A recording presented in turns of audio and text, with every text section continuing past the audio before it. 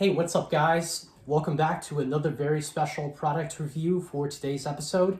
And of course, welcome back to another episode of Rail Chief 74 once again.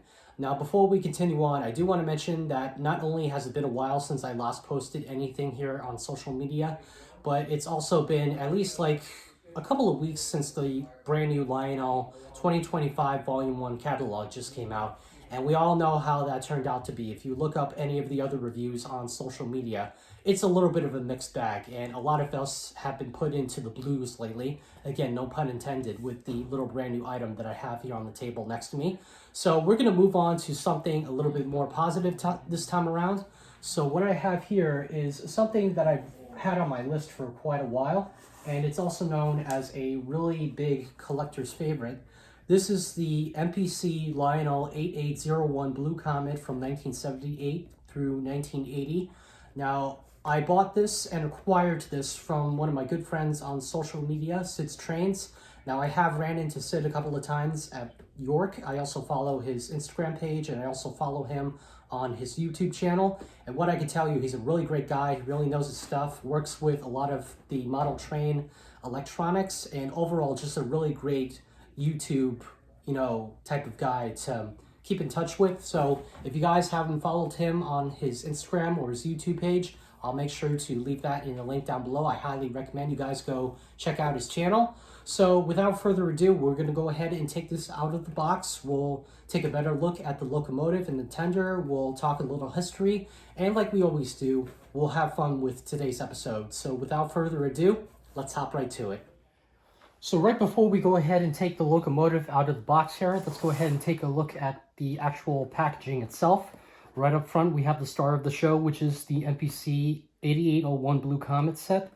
Now, once again, this is mostly, what MPC was reusing on what was left of the post-war parts and components that were used for their locomotives at the time. And right up top here, we can see the passenger car set, which will be hopefully a review I do at some point down the road once I finally get a set of these to go with the engine. Now, all things considered, everything is in pretty good shape except for this part right here. That's nothing to worry about though. And if we flip the box over to the other side, we can see some of the other cool and iconic MPC engines that were made very popular by collectors, including the first set that came out the year earlier in 1977, which is the Southern Crescent Limited set. We even have a Lionel Lines 442 Atlantic steam locomotive and tender, and then right on this side of the box we have the Historic General set, which features the locomotive, the tender, the two coaches, and the horse car. So that's really neat. And before I forget, here on the left side of the box, we even have mentioned the locomotive is featured with the electronic Mighty Sound of Steam. Now, this was something brand new at the time, and surprisingly, the soundboard in this tender, or in this locomotive, I should say, sounds extremely crisp. So why don't we go ahead and take this out of the box, and we'll bring it on over to the train layout. Let's go ahead and open the flap here. And when I was texting Sid the other day, he sent me a video of the actual train in operation.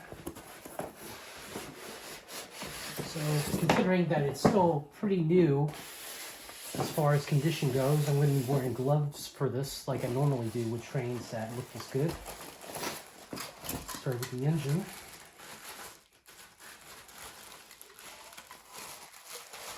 There it is.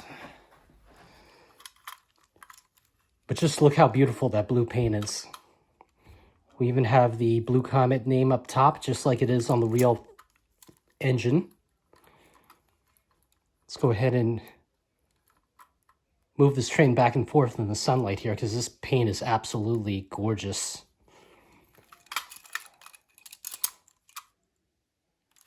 Like he told me online, this thing hasn't been really ran that much, so that's a good thing. See what the tender looks like.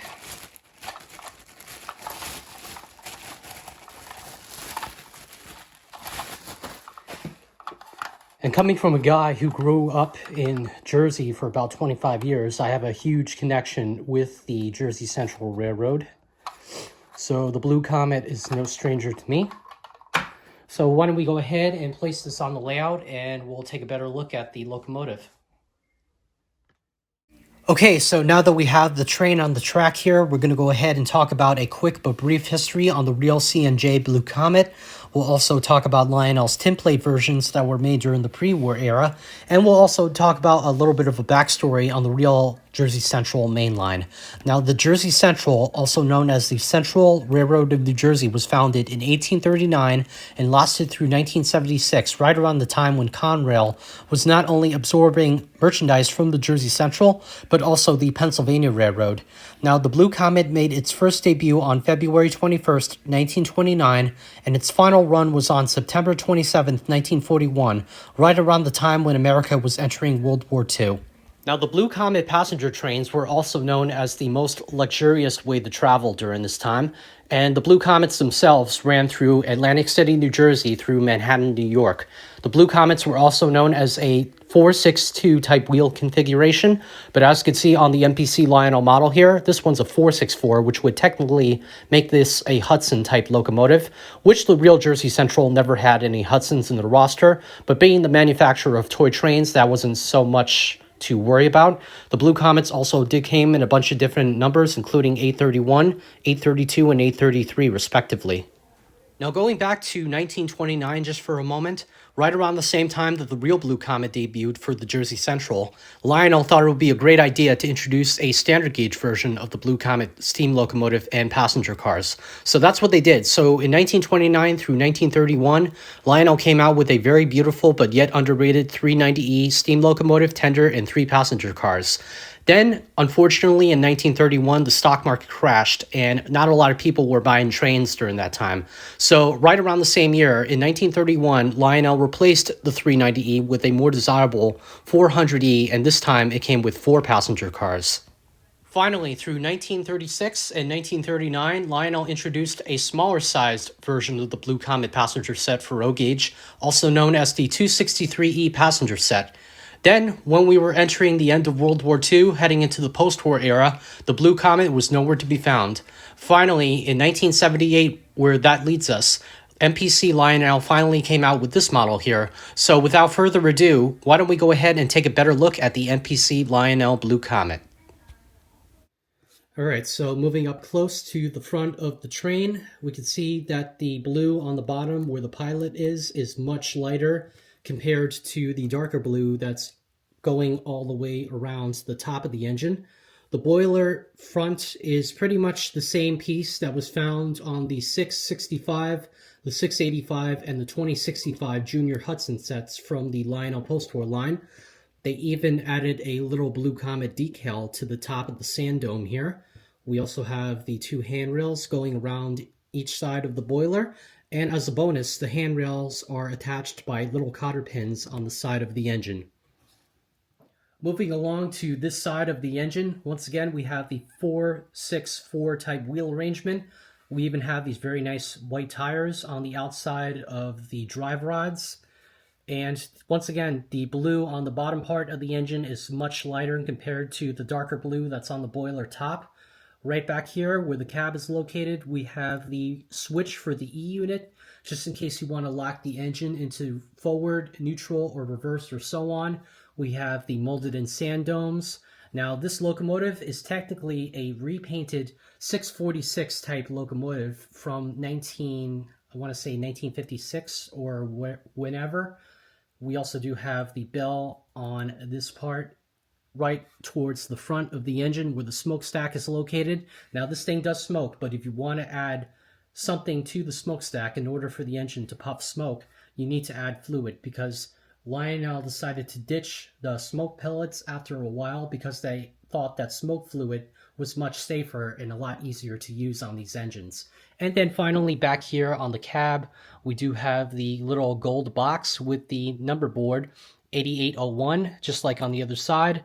And just in case I forget, we also do have another gold box on the cylinders here. So before we go ahead and talk about the tender, I just want to flip the engine on over just for a minute, just to share with you all the underside.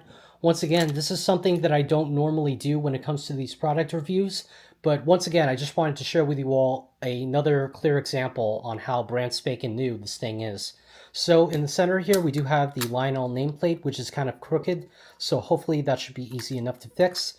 We also do have the very reliable pickup rollers in the center of the train, along with the gear mechanism on the outside, or the inside of the wheels, I should say.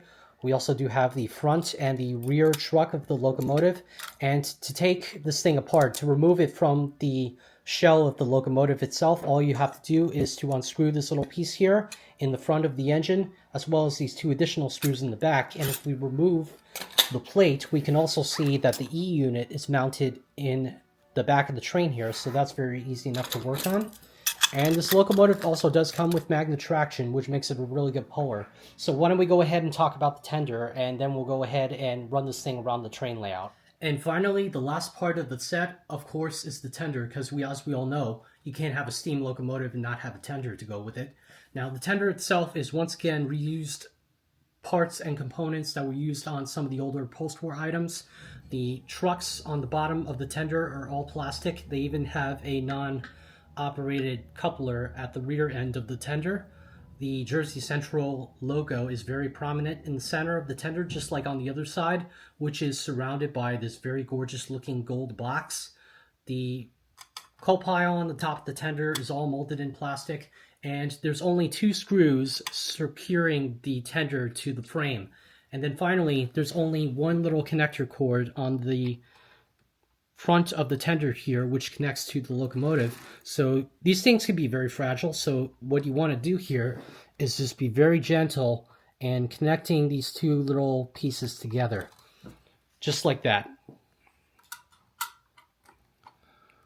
So what I am going to do now is to apply power to the layout. We'll get the train up and running. We might, add a couple of passenger cars behind it or something that will look good with the blue Comet. Once again, I don't have the matching passenger cars to go with the set, but hopefully, once again, I will be doing a review on those a little bit later once I acquire some.